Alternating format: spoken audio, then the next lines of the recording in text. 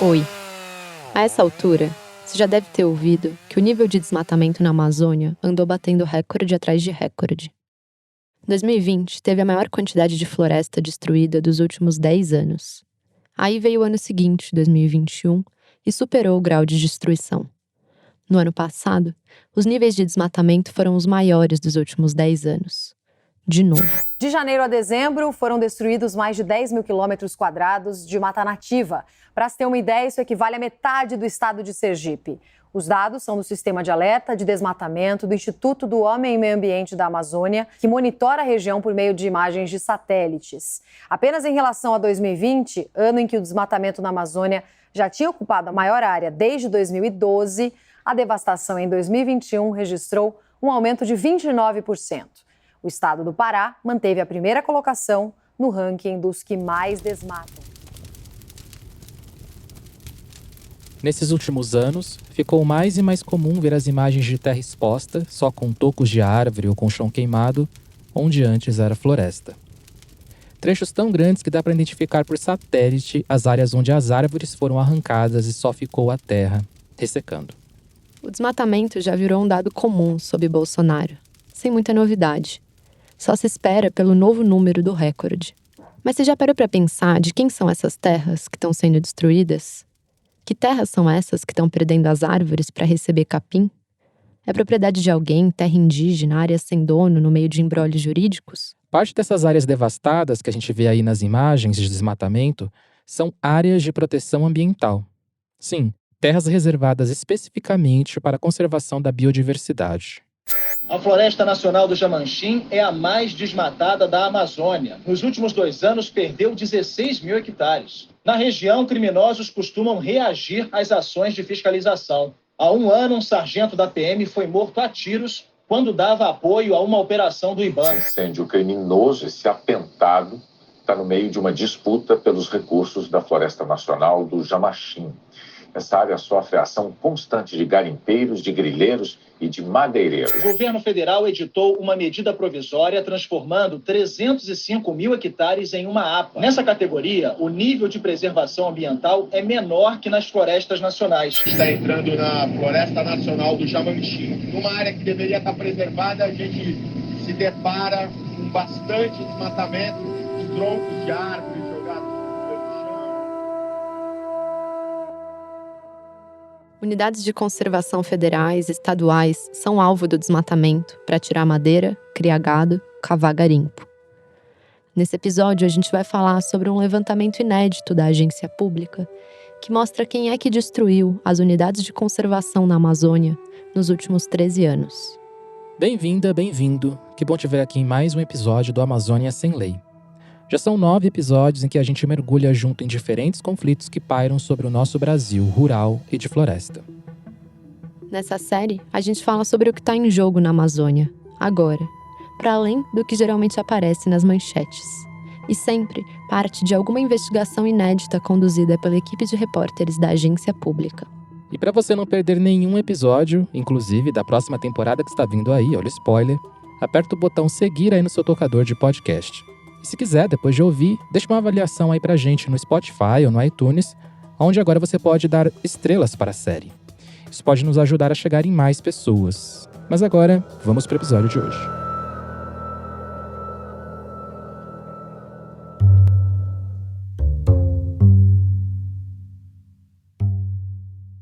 Era fevereiro de 2006, verão quente em Brasília, quando o então presidente do Brasil, Lula, assinou o decreto número 10.772. A assinatura dele, ali no papel, determinou a criação da Floresta Nacional do Jamanchim, uma das maiores unidades de conservação da Amazônia, que fica nos limites do estado do Pará.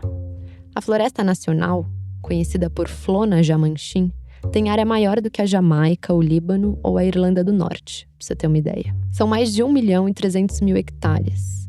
Tipo, imagina, 1.300.000 campos de futebol, um do lado do outro. A Flona Jamanchim foi criada em 2006 dentro de um pacote de medidas do governo para tentar barrar o frenesi das motosserras na porção de floresta que fica em volta da BR-163. Nas margens da rodovia, na altura ali do sul do Pará, o desmatamento comia forte a floresta. A região perto da estrada parecia ser uma espécie de Eldorado para quem vê possibilidades de ganhar dinheiro às custas da floresta, ou da falta dela. Explorar madeira, montar um garimpo, grilar uns pedaços de chão para transformar em pasto. Tudo isso perto de uma estrada.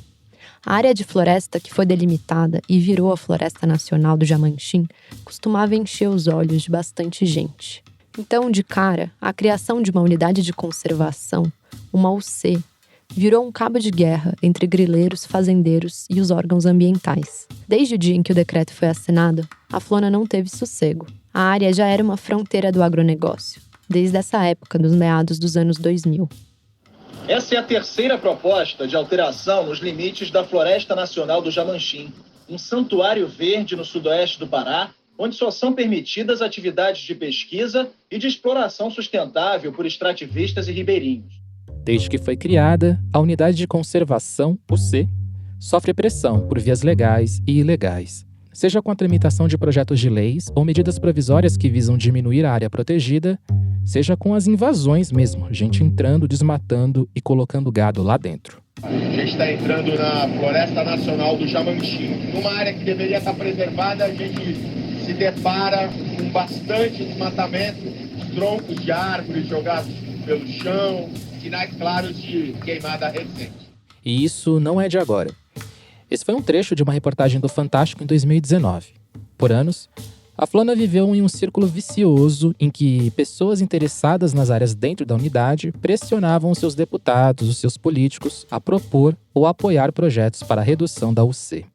E aí o que acontece? A cada novo projeto apresentado ou a cada sinal de articulação contra a unidade de conservação, faz crescer a expectativa de que seja permitida a exploração daquela terra.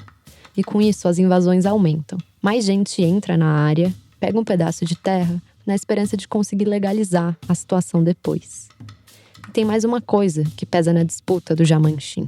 Lá existiam algumas propriedades rurais, gente que tinha ido construir fazenda nas margens da BR-163 na década de 80, 90 e que foi removida quando a unidade de conservação foi delimitada. O que aconteceu ali, nesse caso do Jamanchim, é o que acontece também em vários outros lugares, situações na Amazônia. Você tem populações morando num determinado local e o governo vai lá e cria uma unidade de conservação, depois de estudos e etc. e tal. Essa população que está lá, ela tem direito a ser indenizada. Esse é o pesquisador Márcio Astrini, falando em um documentário produzido pelo MAP Biomas. Depois de criada a unidade de conservação, depois de demarcada aquela terra pelo governo como patrimônio da União, você tem várias invasões criminosas, invasões de gente que vai para esses lugares apostando que a lei não vai ser cumprida, apostando na impunidade, grilando terra. A Flona do Jamanchim vem sendo atacada há bastante tempo. Por anos, esteve no grupo das unidades de conservação mais desmatadas. De acordo com o Instituto Nacional de Pesquisas Espaciais, o INPE, Jamanchim é a terceira floresta nacional mais desmatada da Amazônia. Quase 15% da sua área virou pasto, apesar de ser área reservada em lei para a proteção da floresta, tem sido destruída. E a Floresta Nacional do Jamanchim é a unidade de conservação da Amazônia que mais sofre com desmatamento. A Nacional do Jamanchim é a mais desmatada da Amazônia. Nos últimos 2 anos, perdeu 16 mil hectares. Foi lá, inclusive, nos entornos da BR-163 que aconteceu o Dia do Fogo, em que produtores rurais articularam um movimento conjunto para incendiar diversas áreas de floresta ao mesmo tempo. Isso foi lá em agosto de 2019. Esse incêndio criminoso, esse atentado, está no meio de uma disputa pelos recursos da Floresta Nacional do Jamanchim. Essa área sofre a ação constante de garimpeiros, de grileiros e de madeireiros. As invasões da unidade de conservação geralmente começam com os madeireiros tirando as árvores valiosas. Depois aparece o gado como forma de estabelecer a posse da terra e gerar renda. E aí, uma área que era um patrimônio da União vira uma extensão de uma fazenda privada, à espera da grilagem ser legalizada em alguma brecha. Isso acontecia com força lá em 2006, na época da criação da Floresta Nacional. Mas segue acontecendo até agora. É por isso que a gente começou aqui falando da unidade de conservação do Jamanchim. Porque essa área, ali na beira da BR-163, concentra multas por destruição ambiental. Uma investigação feita pelos repórteres Ciro Barros e Rafael Oliveira, aqui da Pública, revela quem são as pessoas e empresas responsáveis por parte do desmatamento no Jamanchim. E para além dessa floresta nacional, a apuração dos repórteres traça um contorno da destruição que ocorre também dentro de outras unidades de conservação da Amazônia. Foram analisados dados de 132 unidades de conservação federais do bioma amazônico, administradas pelo ICMBio. Essas 132 UCs concentram 9.400 multas, que correspondem a mais de 3 bilhões de reais em infrações. Isso, vale lembrar, só as multas referentes a dano ambiental em áreas supostamente protegidas de conservação. Para chegar nos CPFs e CNPJs de quem está atacando as áreas de proteção, os repórteres partiram de um dado: as multas aplicadas por infrações ambientais. Aqui no Brasil, desde 2011, a gente tem a Lei de Acesso à Informação, que prevê que qualquer cidadão pode solicitar informações públicas para as esferas municipal, estadual e federal. Entre os jornalistas que usam muito esse instrumento para fazer pedidos de informações, geralmente a lei é chamada por um apelido, LAI. Tô falando isso porque a investigação sobre quem tomou multa por destruir unidades de conservação começa em uma base de dados obtida através da LAI. A Fiquem Sabendo é uma agência de dados independente e nossa missão é democratizar o uso das ferramentas de transparência pública e a Lei de Acesso à Informação no Brasil para que cidadãos ativos possam exercer o controle social do poder público. Essa é a Maria Vitória Ramos, jornalista da Fiquem Sabendo, uma agência independente especializada em acesso à informação. Então, nós fizemos um pedido de acesso à informação para o ICMBio, para ter acesso a todos os autos, e inicialmente eles rejeitaram o pedido dizendo que se tratava de informação pessoal. Aí a gente recorreu dizendo que não faz sentido essa argumentação. Aí eles continuaram negando esse acesso à informação. Foi basicamente um pedido de lei que a gente recorreu até a última instância. Esse foi o Luiz Fernando Toledo, também da Fiquem Sabendo.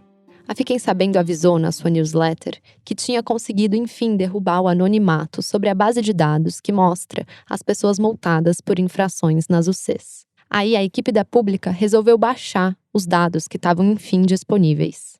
Aí eu falei, vou pegar só as bases para dar uma olhada. Aí eu peguei, organizei a base, tirei, assim, variáveis que não interessavam muito, juntei elas, né? E aí, a partir desse primeiro trabalho de limpeza, eu comecei a gerar o que se chama de resumos agrupados, né? Esse é o Ciro Barros, repórter aqui da Pública. Com a ajuda de uma linguagem de programação, ele se debruçou sobre as tabelas que registram todas as multas aplicadas pelo ICMBio, o Instituto Chico Mendes de Conservação da Biodiversidade.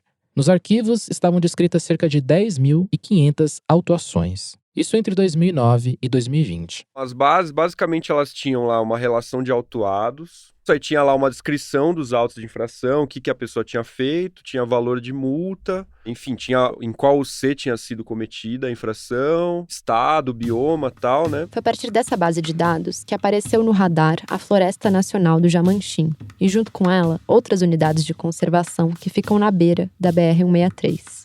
A gente decidiu ver quem acumulava mais valores de multas, né? Quais os Cs que tinham mais multas. A gente usou esse parâmetro do valor das multas para ver locais em que havia uma concentração de infrações ambientais mais graves. A partir dos valores das multas, foi possível ter uma noção espacial de onde as infrações estão concentradas.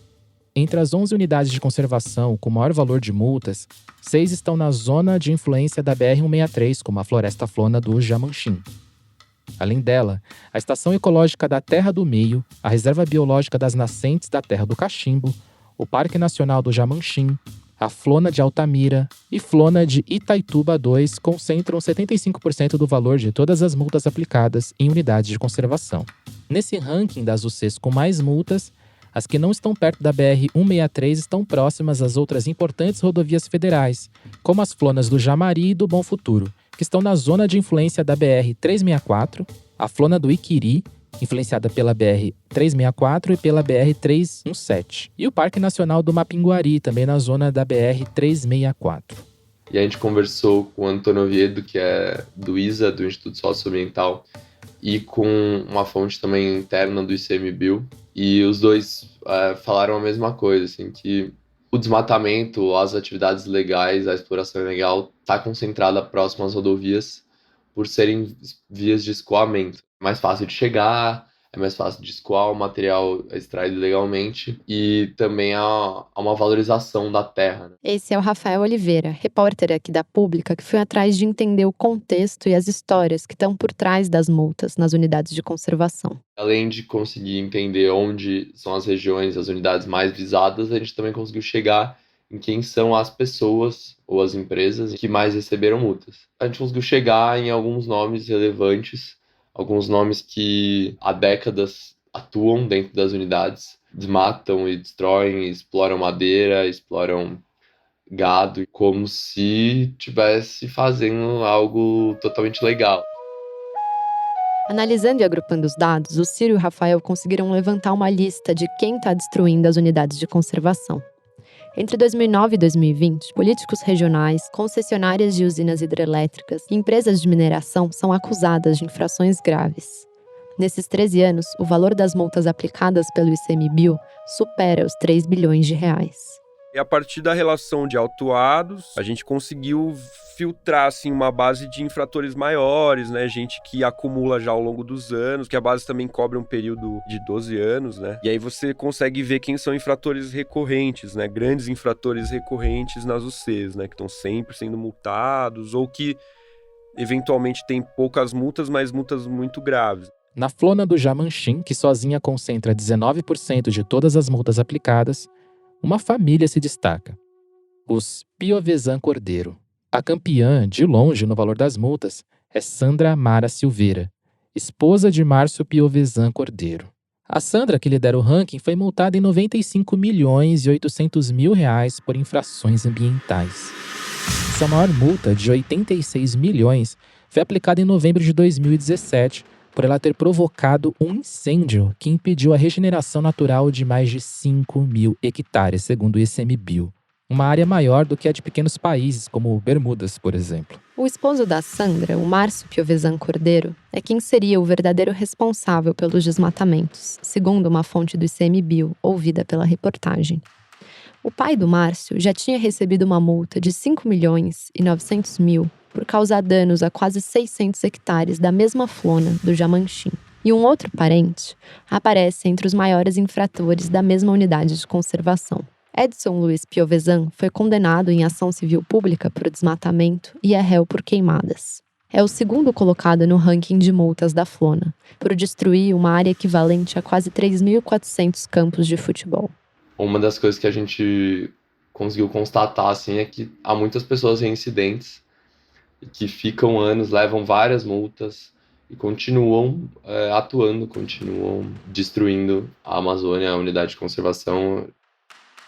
Tem algumas pessoas que já têm atuação, já receberam multas de muitos anos atrás.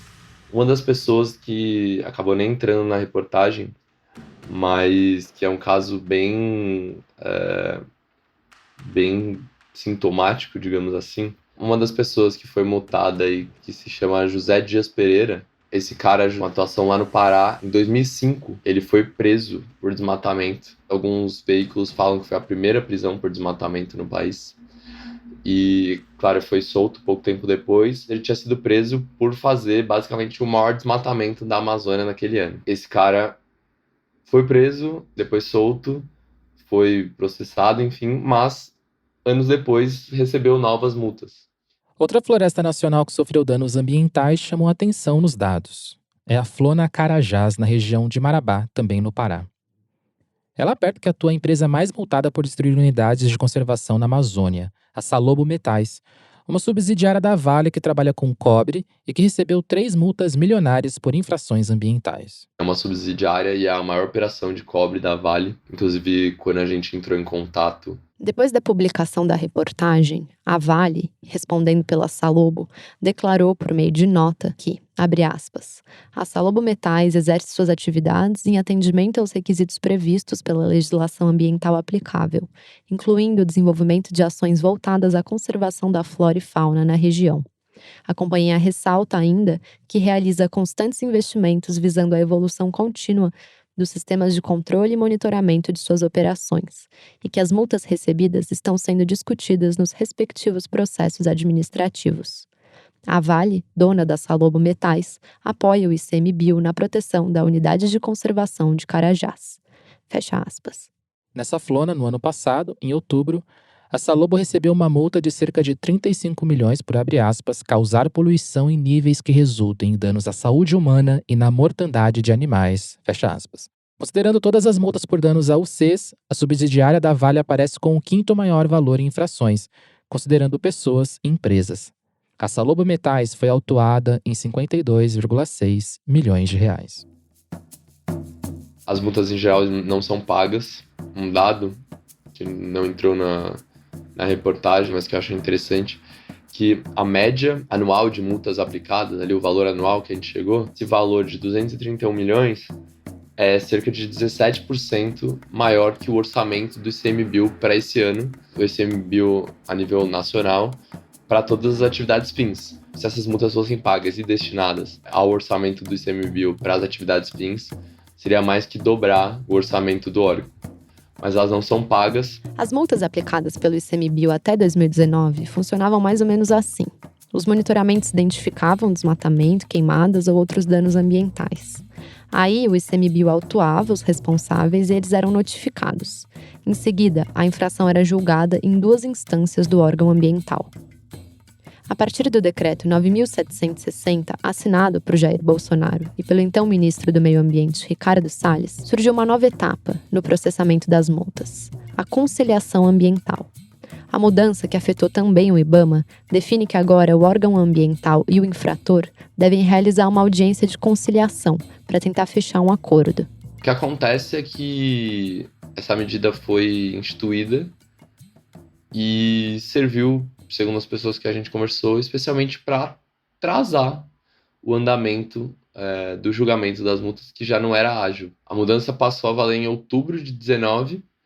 Em agosto de 2020, o ICMBio não tinha feito nenhuma audiência. Questionamento sobre se deve haver essa conciliação ambiental ou não, à parte, o fato é de que ela não está ocorrendo, né? Então está servindo só para postergar e tornar ainda mais lento o processo de julgamento e de eventual punição e pagamento da multa dessas pessoas e dessas empresas que vêm destruindo as unidades de conservação da Amazônia.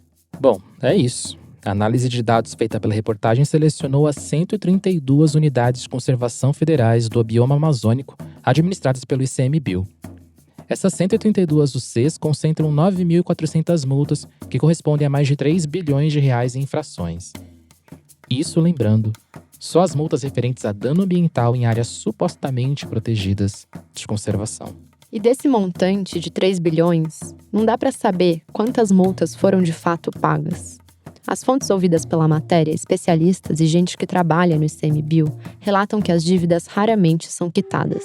3 bilhões de reais não é pouca coisa, é algo que salta aos olhos mesmo, assim. E perceber que esse valor, caso as multas fossem pagas, né, poderiam fazer uma diferença na atuação do órgão, que vem aí sofrendo com falta de pessoal e com esse tipo de problema. Eu acho que, primeiro que dá para ver o tamanho do passivo, né, de multas, que é tipo bilionário, né, que tem realmente o Estado brasileiro tem milhões de... Você vê um valor, né, em multas que, de certa forma, dimensiona o dano ambiental no Brasil. E você saber que, né, tá ali esse passivo a ser recebido, é como ver uma certa dimensão, né? E aí você vê que a coisa não para, que é recorrente, que ainda tá correndo solto. O que mais chama atenção é a reincidência.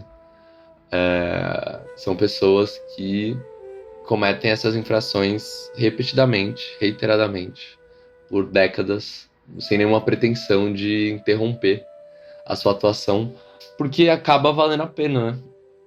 O risco de você efetivamente ser preso ou ser condenado ou ser realmente obrigado a pagar a multa não é mais alto do que o benefício de explorar ilegalmente e ganhar muito dinheiro com essa exploração ilegal.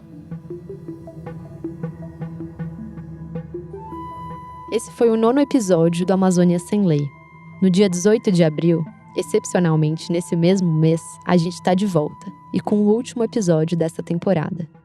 Para você não perder nem o próximo, nem nenhum outro episódio da Amazônia Sem Lei, da próxima temporada que vai vir aí, aperta seguir no seu tocador de podcast. O episódio de hoje foi baseado em reportagens de Ciro Barros e Rafael Oliveira. Para você ler o material completo, é só acessar o nosso site, apublica.org. Eu sou o Ricardo Terto, apresento e fiz a montagem desse episódio junto com a Clarissa Levi, que também faz a produção e o roteiro. A finalização de som quem fez foi o Victor Coroa. A coordenação geral do projeto Amazônia Sem Lei é de Thiago Domenici. Nesse episódio, além de entrevistas e áudios captados pela equipe da agência pública, usamos trechos de áudios da série Map Biomas Brasil 30 × 30 metros, dos programas Fantástico Jornal Nacional e Jornal Hoje da TV Globo. Muito obrigada. Até o próximo episódio. Até!